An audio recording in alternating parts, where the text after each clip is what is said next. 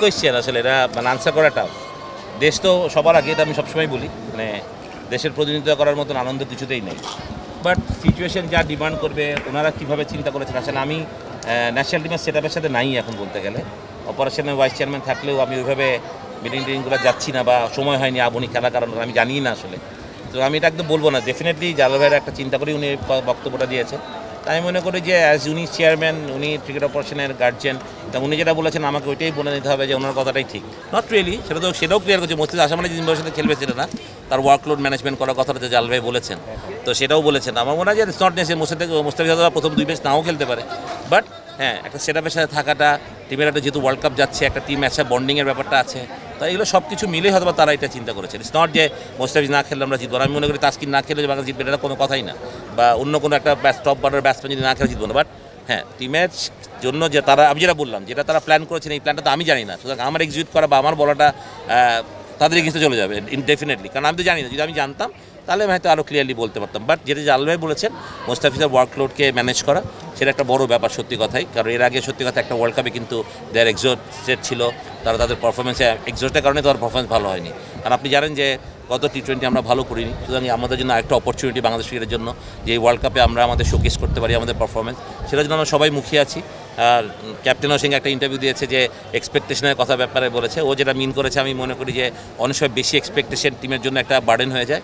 তো এই এক্সপেকটেশন আর let them play well, তারা যদি ভালো খেলে আমি বিলিভ করি তারা ভালো ক্রিকেট খেলবে।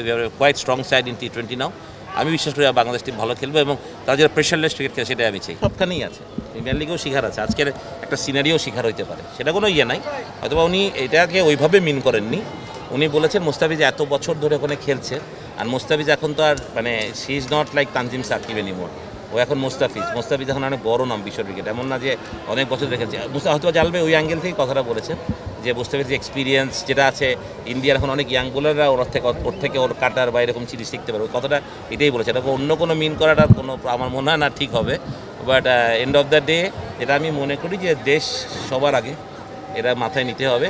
মোস্তাফিজ যদি IPL খেলতে পারতো আমিও খুশি হতাম, যদি দেশের খেলা না থাকতো হয়তো বা প্রবলেম হতো না। এখন অনেকে বলবেন নিউজিল্যান্ডের প্লেয়াররা তো IPL খেলছে, ওরা তো হয়তো বা, আমাদের দেশে তো 10টা মোস্তাফিজ নেই আসলে, সবচেয়ে বড় কথা এটাও চিন্তা করতে হবে। ডেফিনেটলি অবশ্যই IPL যে স্ট্যান্ডার্ডে গেছে বা যা হয়েছে সেটা হইতেই পারে, বাট আমি যেটা বললাম অনেক সময় দেশ আগে চলে আসে, এটা মানতেই হবে। কিন্তু ডেফিনেটলি যেটা আমি বললাম, আপনি যদি এখন ইন্ডিয়ার কথা বলতে চান, ইন্ডিয়া যেমন অনেক প্লেয়ার আছে, আপনি ইন্ডিয়া যদি মেন টিম না খেলে সেখানে টিম যে কোনো ওয়ার্ল্ড ইন্টারন্যাশনাল টিমের সাথে ফাইট করতে পারবে, ভালো জিততেও পারে। তা আমাদের তো ওই রকম নাই বেঞ্চ। ন্যাশনাল টিমে যে আপনি যখন একটা ওপেনার, যদি আপনাকে আমি বলি যে আপনি একটা মানে এখন আপনি ওপেনার অনেকে ব্যাটিং করছে, আর আপনি একটা টেস্ট ওপেনারের কথা বলেন যে বাংলাদেশের নেক্সট টেস্ট ওপেনার কে আছে, তাহলে আপনি কিন্তু হঠাৎ করে আটকাই যাবেন। মানে ইটস নট ইজি বলা, কিন্তু আপনি যদি ইন্ডিয়া টিমকে আজকে বলেন, তোরা কিন্তু তারা 10-12টা নাম বলে দিবে যারা এরা জাসওয়াল ওপেন করতে পারবে, এ পারবে ও পারবে। সুতরাং আমার মনে হয় যে এগুলো আমাদের চিন্তা করা উচিত। আমরা ধরেন যখনই বলি আমাদের জিনিসগুলো কেন করা হচ্ছে, ধরেন সব ডিসিশন তো মানে যে আমাদেরও জানতে হবে সেটাও কথা ঠিক না। ডিসিশন যখন হয়, যেহেতু একটা কোচিং ম্যানেজমেন্ট আছে, এতটা